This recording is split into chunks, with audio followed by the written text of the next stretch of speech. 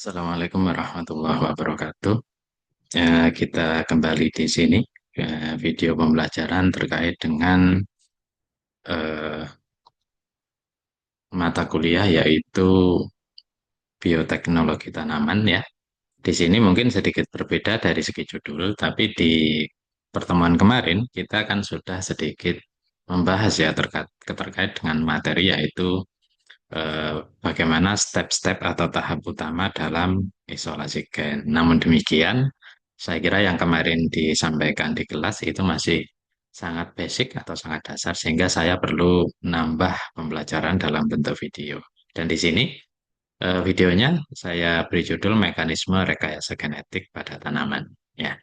Nah, sebenarnya apa yang ada di video ini ya, sebenarnya ada beberapa hal mungkin ya sedikit sebagai tambahan informasi ya di situ karena yang akan dijelaskan di sini itu tidak hanya terkait isolasi atau cloning gen ya, tapi yang pertama ada mekanisme umum, kemudian eh, perakitan dan tanaman transgenik itu bagaimana secara garis besar ya, kemudian isolasi atau cloning gen itu sendiri dan ada juga terkait dengan pemilihan vektor, pemilihan teknik transformasi, dan juga seleksi dan analisis transforman. Ya, seperti itu. Baik, kita coba lihat slide berikutnya. Nah, sebelum ke sana, saya ingin sedikit mereview kembali ya. Eh, Mereview kembali terkait dengan apa? Terkait dengan milestone dalam pemulihan tumbuhan atau pemulihan tanamannya. Dan ini kan sudah sangat lama sekali karena di sini disebutkan 10,000 BC ya sampai ya eh, yang ini di sini halnya atau yang disampaikan ya tekniknya sangat sederhana yaitu dalam hal teknik yang digunakan adalah selection breeding. Artinya apa?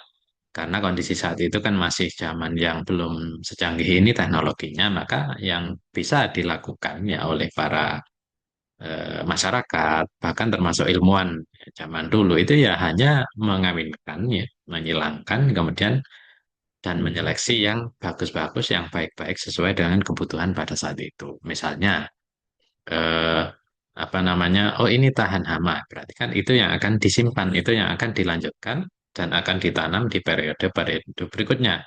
Kemudian mungkin ada tanaman yang apa namanya produksinya tinggi seperti itu ya, itu nanti pasti akan ditanam terus oleh masyarakat sampai sekarang kan seperti itu. Jadi itu sangat sederhana model pemulihan tanamannya, tapi yang perlu saya garis bawahi di sini ada seorang ilmuwan yang di sini sangat terkenal yaitu Mendel ya di dalam hukum Mendel yang terkait dengan genetik. Meskipun ya, ilmu atau teori tersebut disampaikan sekitar 1800-an, tapi sampai sekarang kita masih pakai. Ya. Jadi Mendel ini teorinya tidak hanya dipakai oleh para pemulia tanaman yang konvensional atau silang menyilangkan, tapi di eh, bidang biotek, ya, di bidang genetika tanaman itu kita pakai juga. Ya. Termasuk apa? Termasuk dalam menyeleksi tanaman transgenik. Ya, seperti itu. Oke. Nah, ini ada bagian yang saya lingkari kuning, ya, saya tandai ya kuning. Ini merupakan salah satu era ya di mana itu sudah mulai terjadi percepatan perkembangan ya di bidang pemeliharaan. Ya. Contoh di sini hybrid breeding itu sudah ada sejak 1900-an. Ya. Kemudian crossbreeding itu juga sudah ada di tahun 1900. Nah, kemudian pada saat 1960-an ini sudah ada yang namanya kultur jaringan. Nah, masih ingat mungkin milestone kultur jaringan yang pernah saya sampaikan di kelas ya, bahwa sejak ditemukannya MS Media, sejak ditemukannya apa namanya teknologi fusi protoplas itu kan makin berkembang terus yang namanya pemulihan tanaman. Ya, termasuk di sini apa? Termasuk pemulihan melalui teknik mutasi. Ya, nanti ada penjelasan di slide-slide berikutnya terkait ini ya. Sekilas nanti akan saya tunjukkan ya. Dan kemudian berkembanglah makin lama mulai tahun 1990-an itu sudah ada yang namanya GMO atau genetically modified organism atau gene transfer ya. Kemudian genomic selection juga sudah mulai ada sampai di sini yang namanya smart breeding ya. Seperti itu. Maka makin lama makin apa? Makin lama makin banyak produknya, makin banyak pilihan dan juga nanti tentu saja akan makin banyak eh, apa varietas-varietas baru ya, varietas-varietas baru yang bisa dihasilkan dari yang namanya precision breeding ini ya. Nah, nanti akan dijelaskan di slide-slide berikutnya ya terkait dengan hubungannya dengan biotektan. Nah, kita lihat di slide berikutnya. Di slide ini kita bisa lihat ya. Ini saya ambil dari apa ini International Seed Federation ya, dari International Seed Federation. Dan ini sebenarnya kita bisa lihat ya, ini di bagian kiri atas kita bisa cek Plant Breeders Response to Global Challenge ya.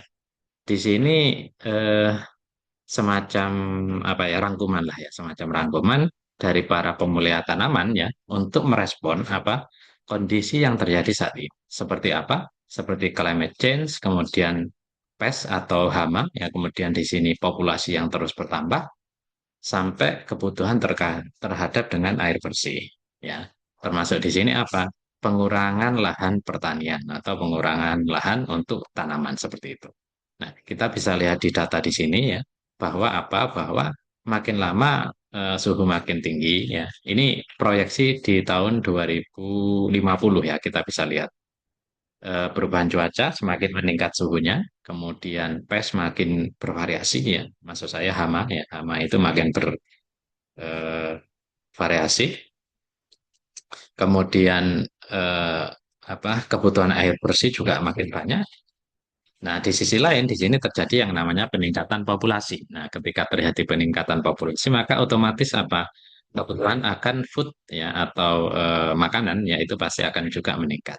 Nah, di sisi lain yang tidak kalah penting adalah penurunan lahan eh, apa yang bisa kita gunakan untuk penanaman komoditi misalnya untuk kebutuhan pangan dan lain sebagainya. Nah, ini tentu saja ya akan memiliki efek-efek negatif. Kita bisa lihat di bagian kanan ya dari PPT ini yaitu salah satunya atau beberapa contohnya apa?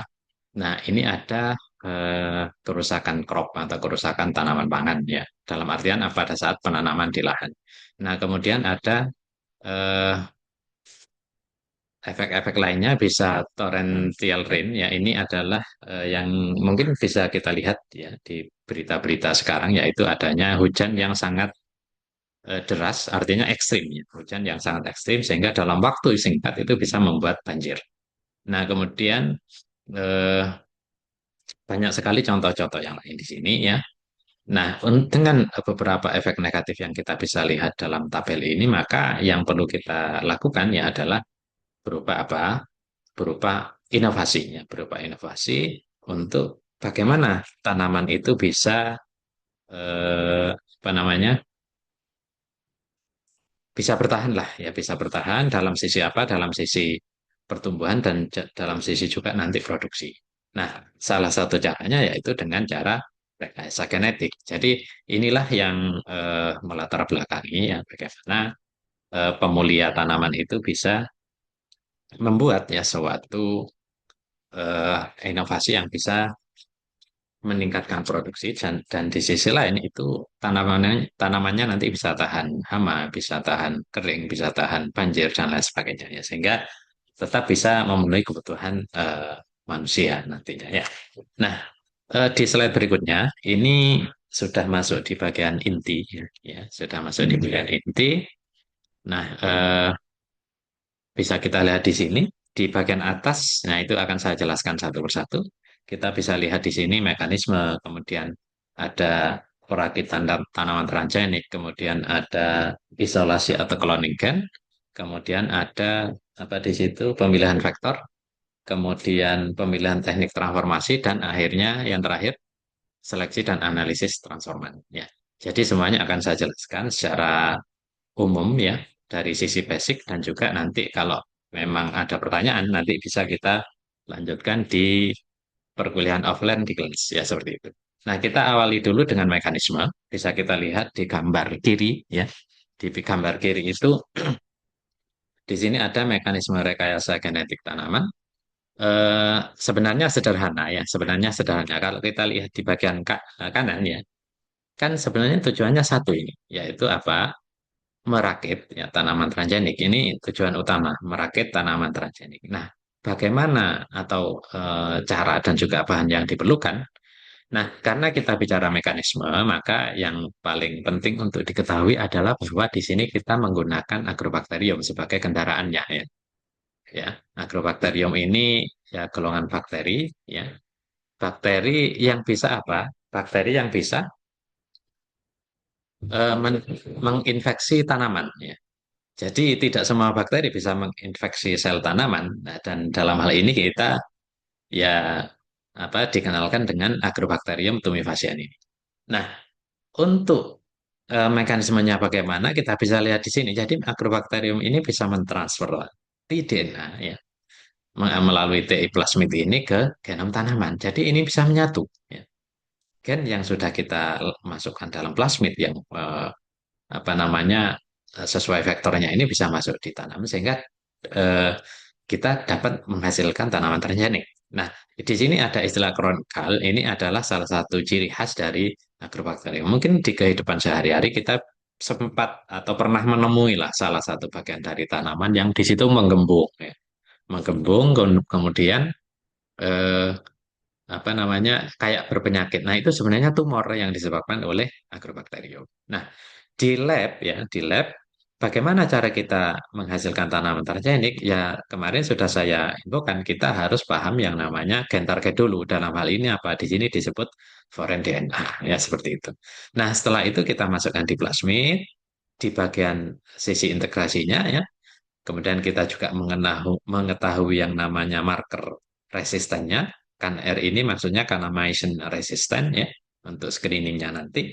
Yang kemudian menggunakan agrobakterium atau melalui bantuan agrobakterium sebagai kendaraan, maka gen atau plasmid tadi bisa dikointegrasi kepada apa? Kepada genom tanaman. Ya, sehingga setelah itu ya akhirnya apa? Akhirnya kita bisa menyeleksi. Nah, karena di sini ada kanamisin, maka tanaman yang akan tumbuh ketika ditanam atau ditumbuhkan di media seleksi yang mengandung kanamisin, maka itu bisa jadi besar kemungkinan itu tanaman transgenik ya. Karena apa? Karena sel tumbuhan ya secara alami itu tidak akan tahan ditumbuhkan di media yang mengandung kanamisin. Ya, jadi sederhananya seperti itu. Maka setelah didapatkan kultur, mungkin kalus dulu ya, kalus yang bertahan di media MS kanamisin, kemudian tumbuhlah yang namanya plantlet. Kemudian plantlet bisa diaklimatisasi di greenhouse atau di ruang chamber tertentu untuk jadi tanaman besar seperti itu.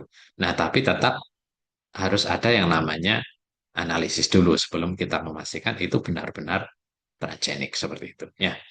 Nah, berikutnya ini gambaran singkat saja terkait dengan bagaimana cerita ya terkait dengan eh, usaha manusia ya, usaha manusia bagaimana kita untuk bisa untuk bisa mendapatkan beberapa varietas yang saat ini kita sudah rilis ya. Mungkin di masyarakat atau secara umum kita paham beberapa varietas padi, ya R64, kemudian Impari 32, kemudian varietas jagung juga banyak ya. Nah, itu salah satunya modelnya adalah seperti ini. Apa itu? Yaitu penyilangan ya. Seperti itu. Ya, ini tidak saya ceritakan ya secara detail ya, tapi saya ingin menunjukkan yang bawah ini ya. Saya ingin menunjukkan, mungkin ini juga informasi bagi yang menempuh mata kuliah ini. Ada istilah yang namanya transgenesis, ada istilah yang namanya cisgenesis atau intragenesis. Nah, perbedaannya bagaimana sih? Apakah ini semuanya transgenik? Iya, semuanya transgenik, hanya beda sumber gitu aja ya. Nah, transgenesis ini maksudnya apa? Misal kita punya tanaman inang namanya tomat, kita akan modifikasi tomatnya, tapi gen yang dimasukkan itu tidak berasal dari tomat. Nah, itu sudah masuk dalam kategori apa? transgenesis. Artinya apa? Sumber gen berasal dari tanaman yang berbeda. Nah, seperti itu. Tapi kalau sumber gennya berasal dari tomat, kemudian dikembalikan ke tomat, ya maka ini yang disebut dengan istilah cisgenesis. Ya. Tapi tetap ya transgenik sebenarnya. Ya. Hanya saja istilah untuk membedakan ya gen itu dari original tanaman itu sendiri atau dari organisme lain. Ya, seperti itu. Nah, untuk CRISPR-Cas9 ini tidak saya bahas secara detail ya, tapi di sini inovasi paling baru lah menurut saya ya di perkembangan kali ini, di perkembangan biotek tanaman, termasuk mungkin biotek-biotek yang lain ya, tidak hanya tanaman saja, biotek kesehatan dan lain sebagainya itu sudah mulai banyak yang menggunakan CRISPR-Cas9 ya. Saya tidak membahas banyak di sini karena kita harus paham yang basic dulu ya. Dalam hal ini apa? Ya bagaimana membuat tanaman transgenik itu aja dulu ya, sehingga tidak terlalu rumit lah gitu ya. Karena ini kalau kita bicara CRISPR-Cas9 ini nanti akan kesulitan karena ini basicnya juga dasarnya adalah yang mudah atau maksudnya seperti ini, overekspresi seperti itu ya. Nah, ini contoh-contoh tanaman yang sudah ada GMO-nya, artinya tanaman yang sudah berhasil dirakit menggunakan teknologi rekayasa genetika ya. Ada kentang, jagung, kemudian ini kedelai ya, kemudian canola, kemudian sugar beet, apel, pepaya, alfalfa, alfalfa ya, kemudian squash dan kapas ya, seperti itu. Contoh ya 10 contoh saja yang saya bisa berikan ya. Mungkin sekarang ya sudah sangat banyak ya contoh-contoh yang lain ya, seperti itu. Nah, di slide berikutnya kita bisa cek ya. Kita cek di situ ada perakitan tanaman transgenik. Ya, nah di sini kita bisa lihat bagaimana kita sih sebenarnya merakit tanaman transgenik itu. Kita cek ya. Eh, tapi sebelum itu saya sampaikan di sini dulu ya, nah, yang namanya teknik modifikasi tanaman pangan ya, atau crop modification techniques ya. Nah, teknik modifikasi tanaman pangan seperti saya sampaikan di awal itu sangat banyak, mulai dari crossbreeding, mutagenesis, polyploidy, fusi protoplas yang sudah saya pernah berikan videonya dan juga genome editing yang terbaru. Tapi yang ingin kita bahas untuk saat ini adalah yang ini saja ya. Jadi transgenesis karena kan kita ingin bagaimana sih membuat tanaman transgenik. Ingat kemarin tadi saya sampaikan trans itu kalau sumbernya berbeda dari tanaman inang. Maksud saya contoh. Ini pengertiannya ya. Penambahan gen dari spesies apapun ya untuk merakit ya varietas baru dengan apa? Karakter yang diinginkan. Nah, seperti itu. Ya. Misalnya gennya dari bakteri boleh ya dimasukkan ke tanaman pepaya. Gennya dari tanaman, gen tertentu yang misalnya dari padi, misalnya dari kedelai, silahkan. Ya, itu yang disebut dengan istilah transgenesis. Nah, kita fokus di sini aja ya. Yang perlu dipahami poliploidi ini sudah umum ya. Dengan penggandaan kromosom itu sudah umum ya. Di botani, di lab botani juga pakai itu ya dengan menggunakan colchicine dan juga biokarantin. Nah, itu salah satu cara ya untuk apa? Memodifikasi tanaman pangan agar lebih produktif, agar lebih tahan. Itu salah satu cara juga ya, termasuk protoplasmosi. Nah, dan sayangnya ini belum pernah kita coba di sini ya. Kalau di negara lain mungkin sudah banyak. Tapi memang ini eh, butuh kesabaran dan juga waktunya biasanya ya agak lama lah dibanding poliploidy ataupun transgenesis ini ya. Nah, yang berikutnya yang ingin saya sampaikan ya di sini ada eh, beberapa contoh. Oke, di sini ada beberapa contoh. Yang kanan aja dulu ya kita bisa cek di sini. Oke, di sini apa? Bin, kacang ya. Kemudian di sini eh, Aspergillus fungus, jamur. Kemudian di sini eh, apa padi liar dan di sini bunga daffodil. Nah, yang atas ini adalah sumber gen. Jadi isolasinya dari tanaman atas ini, kemudian mereka ya, maksudnya gen ini dimasukkan di tanaman apa? Bisa kita lihat di sini, ferritin gene transfer to rice ya. Phytase gene ditransfer ke rice ya. Metallothionin ke rice ya. enzim beta karotin juga keras. Nah, ini yang saya maksud. Jadi, tanaman inang atau host yang akan kita rakit itu padi. Nah, tapi sumber gennya berbeda semua. Kecuali ini ada sedikit yang mirip ya, yaitu padi liar ya. Kan semuanya zaman dulu itu kan liar semua ya. Jadi zaman dulu itu kan padi liar kemudian ditemukan manusia ya pada saat zaman itu. Oh ternyata ini kok bagus ini. Nah, ini kan mereka didomestikasi ya, ditanam terus ya karena oh ini kok bagus kan seperti itu. Ya termasuk buah-buahan yang ada di Indonesia itu kan dulu kan liar semuanya ya. Tapi dengan domestikasi, dengan breeding atau penyilangan kita dapat macam-macam buah sekarang. Nah, yang namanya mangga itu kan varietasnya banyak sekali. Mangga mana lagi, mangga apa ya banyak sekali sekarang. Dan itu dari konvensional breeding seperti itu ya. Nah, kita bisa lihat semua gen ini dimasukkan di kromosomnya padi ya. Ya. Makanya di sini ya sumber pentingnya itu ada dua sebenarnya. Untuk apa gennya ya. Pemilihannya gen apa, ya, gen targetnya apa, kemudian sumbernya dari mana. Nah, itu sangat penting. Ya, untuk kita masukkan di tanaman inang. Dalam hal ini tanaman inangnya apa? Padi. Ya, semuanya dimasukkan di padi. Nah, ini ada contoh beberapa referensi ya di tabel ini kita bisa lihat PR gen atau eh, produk ya. P itu produk, produk rekayasa genetik atau tanaman GMO-nya berupa kentang, kemudian gennya TS ya, kemudian metodenya Agrobacterium transformation. Kemudian di sini juga PRG-nya padi. Jadi PRG itu produk rekayasa genetik ini artinya apa? Ya inang yang dirakit atau inang yang dipakai atau inang yang menerima gen gitu ya. Jadi ada contohnya kentang, padi, jagung, baya keras ya banyak sekali di sini. Nah di sini kita bisa lihat ya nama gennya apa, sumbernya kentang. Nah ini dari kentang dimasukkan padi. Oke, ini dari jagung dimasukkan jagung. Nah ini yang disebut tadi apa? Cheese ya, cheese genesis. Nah, seperti itu contohnya. Nah, ini dari jamur dimasukkan ke jagung. Ini dari kedelai masukkan di grass seperti itu ya.